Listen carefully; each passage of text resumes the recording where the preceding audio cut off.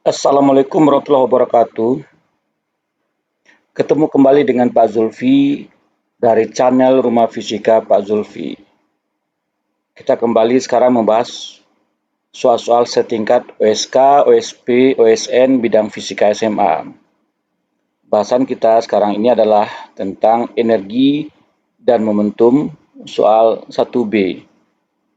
Soal 1B ini adalah soal yang mirip dengan soal 1A, tapi ada perbedaan penting di sini. Kalau soal 1A, baloknya adalah balok yang tidak berongga dan bolanya memantul balik. Sementara pada soal kita sekarang ini baloknya adalah balok berongga dan bolanya tidak memantul tapi terperangkap dalam rongga baloknya. Baik, kita bacakan secara detail soalnya. Bola-bola baseball ditembakkan dari sebuah pelontar secara mendatar dan kontinu ke sebuah balok berongga bermassa M0 yang awalnya diam di lantai licin sempurna. Abaikan pengaruh gravitasi sehingga bola-bola baseball tersebut dapat bergerak lurus saja dan menumbuk balok dalam arah mendatar. Masing-masing bola keluar dari pelontar dengan kecepatan gerak konstan, yaitu U meter per sekon. Dan laju massa bola baseball yang keluar dari pelontar setiap detik adalah sebesar sigma kilogram per sekon. Asumsikan bahwa bagian belakang balok terbuka dan masing-masing bola yang mengenai bagian belakang balok akan masuk dan terperangkap di dalam rongga balok. Asumsikan pula bahwa gesekan udara dapat diabaikan dan massa masing-masing bola jauh lebih kecil daripada massa balok. Pertanyaannya, tentukan kecepatan balok sebagai fungsi waktu. Jadi ini gambarannya, bola terlontar dari pelontar, kemudian masuk ke rongga balok. Tidak ada bola yang memantul dalam arah sebaliknya. Buku OSN Fisika SMA Dinamika Benda Tegar ditulis oleh Dr. Zulfi Abdullah.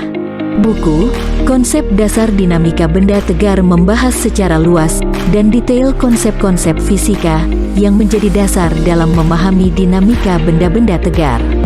Bahasan pokok buku ini terkait dengan dua kemungkinan gerak pada benda tegar, yaitu gerak slip dan gerak gelinding pada benda tegar.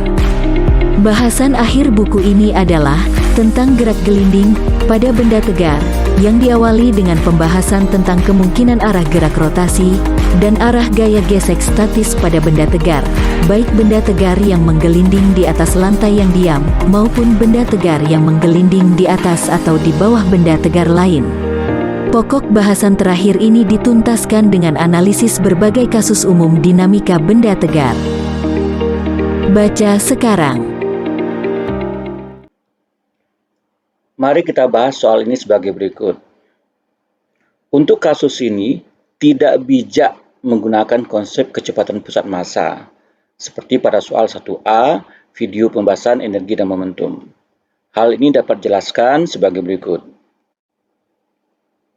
Bahwa keuntungan yang kita peroleh ketika menggunakan konsep pusat massa, seperti dijelaskan pada pembahasan kasus 1A, adalah kenyataan bahwa kecepatan elemen dm aksen setelah tumbukan, yaitu U pm aksen, menurut kerangka pusat massa adalah negatif dari kecepatan dm aksen sebelum tumbukan. Jadi kecepatan elemen dm aksen, yaitu elemen bola yang sampai ke balok, kecepatan elemen dm aksen ini setelah tumbukan, yaitu U pm aksen, menurut kerangka pusat massa adalah negatif dari kecepatan dm aksen ini sebelum tumbukan. Ini keuntungan yang kita peroleh kalau menggunakan konsep pusat massa.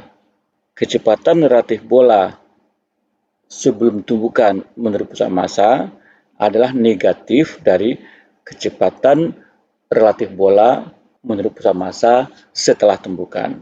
Akan tetapi, konsep ini hanya berlaku jika tumbukan lenting sempurna.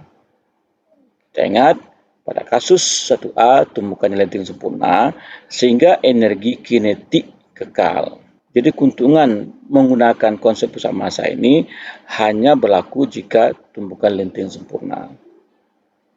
Yang konsekuensinya energi kinetik bersifat kekal, tidak ada energi yang hilang karena tumbukan.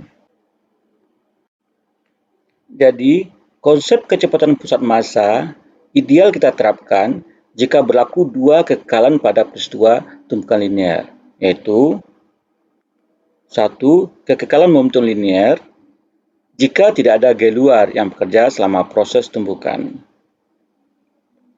Yang kedua, kekekalan energi kinetik jika tumbukan lenting sempurna, sehingga tidak ada energi hilang selama proses tumbukan. Berdasarkan hal tersebut di atas, untuk kasus 1B ini, kita tidak menggunakan konsep kecepatan pusat massa untuk menjawabnya. Kita hanya menggunakan konsep kekekalan momentum linear sistem sebelum dan setelah tumbukan, berdasarkan kerangka acuan lab atau kerangka acuan diam. Kerangka acuan diam ini kita pilih karena tumbukan tak lenting sama sekali, atau berarti energi kinetik tidak kekal.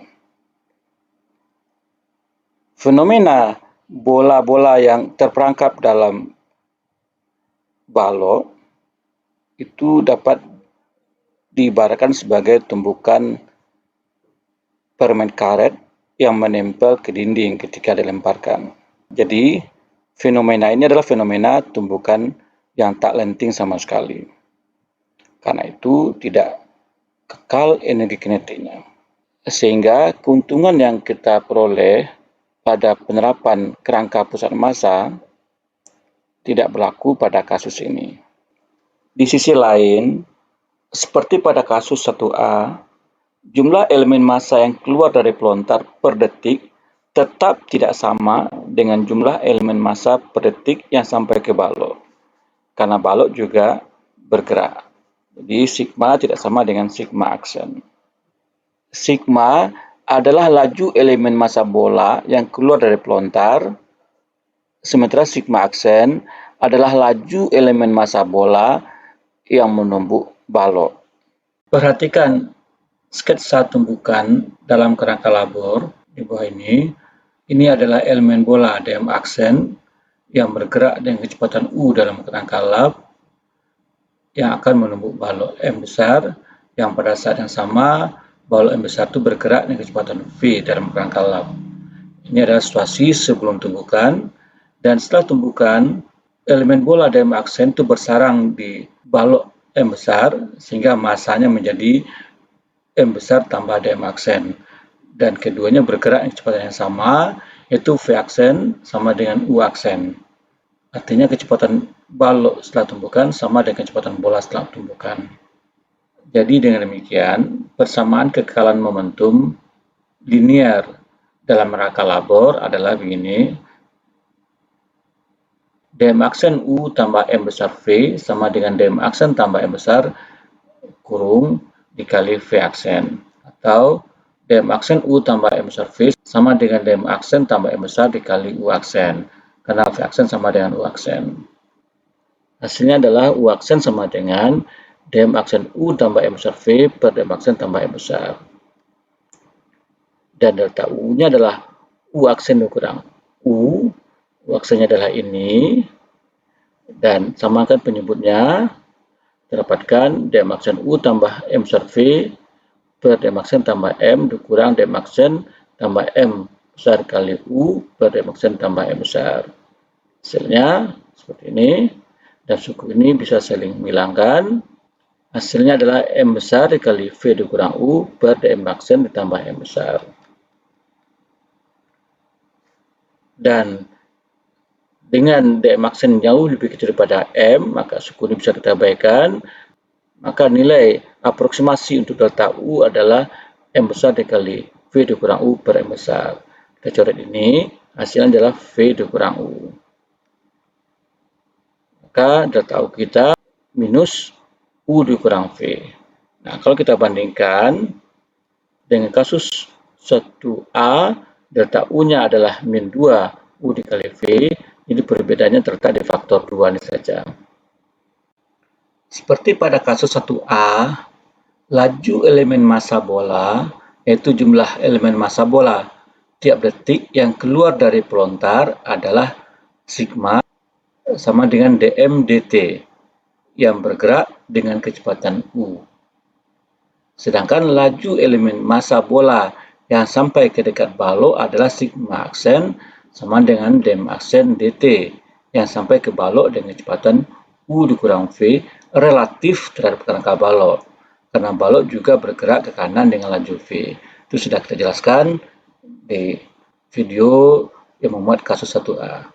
Maka sigma aksen per sigma sama dengan u dikurang v per u, atau sigma aksen sama dengan u dikurang v per u dikali sigma. Demikian perubahan momentum elemen massa bola dm aksen, perubahan momentumnya adalah dp bola sama dengan dm aksen dikali delta u. Berarti dp bola sama dengan min dm aksen dikali u dikurang v. Kenapa? Karena delta u kita sama dengan min u dikurang v. Sementara perubahan momentum balok adalah dp balok sama dengan min dp bola. Tentu perubahan momentum balok adalah negatif dari perubahan momentum bola. Seperti dp balok sama dengan dm aksen dikali u dikurang v. Maka laju perubahan momentum balok adalah dp balok dt. Itu berarti dm aksen dt dikali u dikurang v. Atau karena dm aksen dt-nya adalah sigma aksen, maka bisa kita nyatakan dalam bentuk sigma aksen dikali u dikurang v. Tumbukan pada balok terjadi berulang-ulang secara kontinu. Besar massa M balok berubah terhadap waktu. Tapi untuk setiap tahap tumbukan, perubahan massa balok sebelum dan setelah tumbukan sangat kecil, sehingga perubahan massa ini dapat dianggap tidak mengubah momentum. Jadi satu-satunya penyebab terjadinya perubahan momentum balok adalah karena adanya perubahan kecepatan balok, bukan karena perubahan massa balok. Ilustrasinya adalah seperti berikut. Tumbukan yang pertama, sebelum tumbukan massa balok adalah M besar 0. Setelah tumbukan, massa balok adalah M besar 1, yang sama dengan M besar 0 tambah dm aksen, yang boleh dianggap sama juga dengan M besar 0, karena dm aksen bisa diabaikan. Sehingga demikian perubahan massa balok adalah dm besar sama dengan dm aksen itu mendekati 0. Kemudian tumbukan kedua, sebelum tumbukan massa balok M1, itu setelah tumbukan pertama. Dan setelah tumbukan massa balok menjadi M besar 2 yang sama dengan M besar 1 tambah dm aksen, yang bisa didekati dengan M besar 1 saja, kembali karena dm aksennya kecil. Yang demikian dm besar juga sama dengan aksen dapat didekati dengan 0 juga. Untuk tumbukan ketiga, sebelum tumbukannya adalah M2, setelah tumbukannya adalah M3, yang sama dengan M2 tambah dm aksen, ya juga bisa didekati dengan M2, itu berarti delta M besarnya adalah dm aksen juga dekat sama dengan 0. Demikian seterusnya sampai tumbukan Kn. Terlihat bahwa untuk setiap tahap tumbukan, perubahan massanya sangat kecil, sehingga dapat diabaikan. Artinya, perubahan massa balok tidak mengubah momentumnya. Jadi, yang dapat mengubah momentum balok hanyalah perubahan kecepatannya. Artinya, dp balok dt sama dengan dm besar v dt sama dengan m besar dv dt, karena m-nya dianggap konstan. Sebelumnya kita sudah dapatkan dp balok dt itu sama dengan sigma aksen u dikurang v. Dengan sigma aksen itu adalah u dikurang v per u dikali sigma. Hasilnya ini tentu u dikurang v kuadrat per u dikali sigma. Jadi m besar dv dt kita adalah u dikurang v kuadrat per u dikali sigma. Demikian, inilah persamaan pertama kita. terkait dengan perubahan momentum balok, itu M besar dV dt sama dengan U dikurang V kuadrat per U dikali sigma. M besar ini dianggap konstan untuk proses momentum, tapi sesungguhnya M besar ini juga masih bergantung waktu. Perlu diingatkan kembali bahwa dm besar sama dengan dm aksen itu mendekati 0 nilainya, sehingga dapat dianggap tidak mengubah momentum. Tapi sesungguhnya tidak 0. Mendekati 0 tidak berarti sama dengan 0. Artinya sesungguhnya dm ini maupun dm aksen ini eksis secara fisika, tapi nilainya kecil sehingga tidak mengubah momentum balok. Nah, dari hubungan ini justru kita akan dapatkan bagaimana M bergantung pada waktu. Jadi, berdasarkan tabel ilustrasi, kita dapatkan juga bahwa dm besar sama dengan dm aksen. Maka, dm besar dt sama dengan dm aksen dt sama dengan sigma aksen. Sigma aksen sama dengan ini, U dikurang V per U kali sigma. Berarti dm besar dt sama dengan U dikurang V per U kali sigma sebagai persamaan kedua. Sekarang tinjau kembali persamaan 1. M besar dv dt sama dengan U dikurang V kuadrat per U sigma yang dapat diungkapkan dalam bentuk M besar dv dt sama dengan U kurang V per U kali sigma dikali U dikurang V. Dibentuk seperti ini, kita ungkapkan seperti ini. Nah, yang ini dan sama dengan ini, sama dengan dm besar dt. Jadi, dengan substitusi persamaan 2 ke persamaan 3 ini, kita dapatkan M besar dv dt sama dengan dm besar dt dikali U min V. Itu juga berarti M besar dv sama dengan dm besar dikali U min V. Kita pindahkan suku-sukunya, maka hasilnya adalah dv per U min V sama dengan dm besar per M sebagai persamaan 4. Sekarang integralkan persamaan 4. Integral 0 sampai V dv per U min V sama dengan integral M0 sampai M dm per M. Nah, untuk persamaan yang kiri ini, kita ganti variabelnya dengan variabel yang baru yaitu Y sama dengan U min V, maka DY sama dengan min DV. Dan demikian DV sama dengan min DY. Hasilnya adalah minus integral DY per Y dengan batas bawahnya U dan batas atasnya U min V. Yaitu batas bawahnya U karena V-nya 0, maka Y sama dengan U, dan batas atasnya V-nya tidak 0, tapi variabel, maka batas atasnya U min V. Sementara yang ini tetap. Ini persamaan 5, maka hasil integrasinya adalah min ln Y, batasnya U sampai U min V, dan yang kanan min ln M, batasnya M0 sampai M. Hasilnya min ln U min V tambah ln U sama dengan ln M dikurang ln M0. Atau ln U dikurang ln U min V sama dengan ln M dikurang ln M0. Atau ln U per U min V sama dengan ln M per M0. Karena sama-sama ln, itu berarti U per U min V sama dengan M per M0. Nah, persamaan akhir ini memberikan M sama dengan M0U per U min V. Ini persamaan 6. Catatan, besar V akan menuju U seiring waktu. Akibatnya, besar M menuju tak hingga ketika V menuju U. Sebagaimana seharusnya yang tampak dari persamaan 6 ini. Substitusikan persamaan 6 ke persamaan 1. Ini persamaan 6 kita, M sama dengan M0U per U dikurang V. Persamaan 1 kita, M dV dt sama dengan U kurang V kuadrat per U dikali sigma. Maka hasilnya adalah persamaan 6 ini, M-nya masukkan ke sini, dapatkan M0U per U dikurang V dV dt sama dengan U dikurang V kuadrat per U sigma. Kita pindahkan yang ini ke sini, dan T ke kanan, M0U ke kanan juga, kanan bawah. Hasilnya dV per U dikurang V pangkat 3 sama dengan sigma per M0U kuadrat dt. Kita integralkan dengan batas-batas 0V dan ini 0T. Sekarang variabel ini kita ganti dengan memisalkan I sama dengan U dikurang V, maka DI sama dengan min dV atau dV sama dengan min DY, sehingga integral sebelah kiri akan berubah dengan mengubah juga batas-batasnya sesuai dengan ini.